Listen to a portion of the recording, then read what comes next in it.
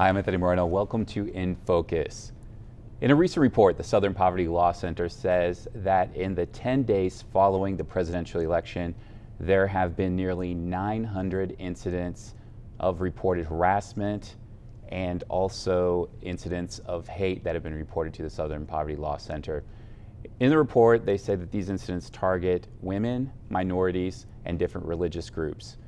Today, our guest is Silva with CAFé. She is the executive director with CAFé. Thank you very much for joining us. Yeah, thanks for having me, Anthony. Now, I'd like to hear a little bit about what your organization is doing in response to these reports of hateful incidents that people are saying that are happening in almost every state in the country.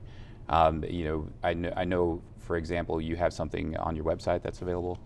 Yeah, so in the days leading up to the election, New Mexico CAFé volunteers and staff, we turned out about 2,000 new people to vote in Doña Ana and Luna County. And through our civic engagement work, we heard people describe fear of joblessness, lack of health care, and concerns about education and mass incarceration. And then on election day and the days preceding after, folks were concerned not only for their future, but for their safety. And so we immediately put up something on our website where people can report incidents if something happened to them or their family that was due to race, class, or gender.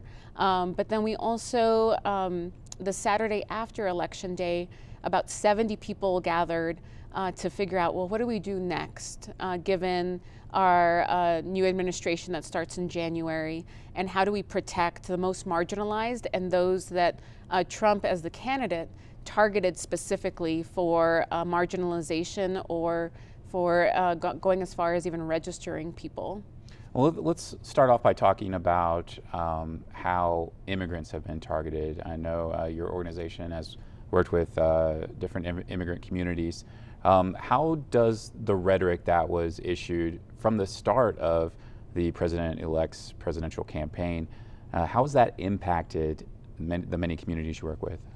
I think there's a lot of anecdotal stories about mixed race families that have to deal with how do we explain to our kids what they're hearing on the news or from family members. But also to be very clear that both parties over generations and numerous election cycles have used immigrants and targeted them in particular to move campaign agendas forward.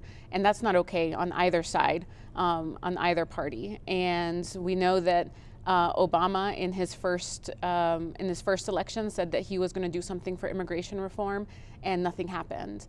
And he has deported more people in his presidency than the last 3 presidents. But Trump, in contrast, has said that he will deport just as many immigrants that Obama did in his entire 8 years, which is about 3 million people, that he wants to do that in his first 100 days. So we want to take him at his word. There are people here that are DACA eligible, which means they're deferred action for childhood arrivals. So children that came here undocumented as children, as minors, now have legal status here. It's not permanent, but they can work and go to school. And we have about 40,000 of those in the state of New Mexico that are DACA eligible.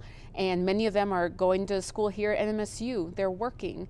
And we got numerous calls, and we still do, saying, well, what do we do now? The government now has my name, my contact number, and how to find me. And we're trying to raise families and be good citizens here.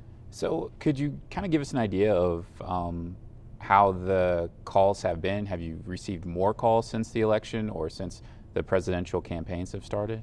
I think there's 2 different kinds of calls that we get. One are just based in fear and not knowing what's going to happen. So there are people that may lose their health care, people that are really scared about losing their Medicare, and we don't know what's going to happen with those things. And then we have actual cases where people have been harassed at the supermarket because of their hijab, or their children being called names and racial slurs at school.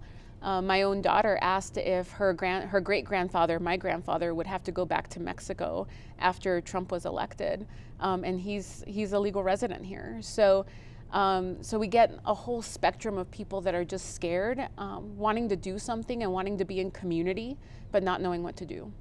You know, this report by the Southern Poverty Law Center states that out of these nearly 900 incidents that have been reported, 32% of them have been targeted towards immigrants or people suspecting somebody to be immigrants. Some of the people that have been targeted are American citizens who people just suspect that are immigrants. Right. I think this election and this candidacy has definitely called into question who we deem as American and not. And that's problematic because then we can say who deserves to have which rights and privileges and who is deemed illegal. And that term is getting more and more broad as we see President-elect Trump roll out his cabinet picks. You mentioned taking President-elect Trump at his word. One of the things that Donald Trump has said during his campaign was the implementation of a so-called deportation force. How has that impacted the communities that you've worked with? So there's already, we live along the border. There's already a deportation force. It's called CBP, Customs and Border Patrol. On day one, President-elect Trump has the power without congressional approval. He can order CBP to be to put up more checkpoints, to criminalize more communities, and to be more visible in our border communities like Vado, Mesquite, Chaparral, and we'll see raids like we did in 2006. We want to stop those things, and we want to do everything in our power to make sure those things don't happen, and we're calling on our legislators and other institutional leaders to call that out. But we're taking him at his word because he will have a lot of power when it comes to DHS, the Department of Homeland Security, and CBP and ICE. You know, you mentioned that you've got calls from people in the immigrant communities who want to get involved and know how or what they can do. When there is a large amount of fear and anxiety in communities like the immigrant community, how does that impact them from taking part in what local communities may do? For example, reporting things to the police. Right. Well, we're asking people to go to their faith communities if they're part of a faith community. We're also, we have colleagues and allies that are meeting with Gary Carruthers to ensure that that NMSU campus is a safe place and sanctuary, not only for immigrants, but for their Muslim students. And we want to ensure that our school districts are doing the same thing. And so out of our meeting the Saturday after Election Day, we had 70 people gather, and they all broke up into different teams, and they're all currently meeting with LCPD, sheriffs, school districts, including NMSU as well, and our mayors, our local mayors and legislators.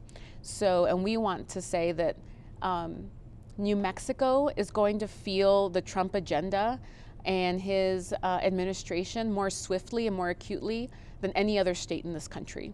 Our families rely heavily on government assistance. That includes Medicare, Medicaid, VA benefits, SNAP, which are food stamps. We rely heavily on them, but also as a state, we rely heavily on the federal government. For every dollar we send to DC, we get $2.30 back.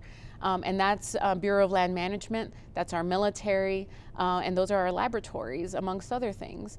So, and then he's talking about building a wall where there's already one here. So all of those things, cumulative, and the compound effects of those policies, New Mexico is going to feel it the quickest and the harshest. You know, we just have about a minute left, but I want to let you know, I'm curious. You mentioned earlier the Deferred Action for Childhood Arrival program and the people in that program that you're working with. What's the anxiety like with those perhaps students or people that are in that program? We have students that are on track to become nurses here, and they want to stay here in New Mexico. And they're saying, am I going to have to quit my studies? Because they don't have access now to financial aid. Whereas now they do. And they're saying, worst case scenario, I'm out of work and I'm out of school. Or that's the best case scenario. Worst case scenario, CBP comes knocking at my door and I'm out of here. And there's some children that have been here since they were 3. They don't know any other country besides this one. So there's a big fear there. All right. Well, I want to thank you very much for joining us. We'll continue this conversation, and we want to thank you for joining us for In Focus. I'm Anthony Moreno.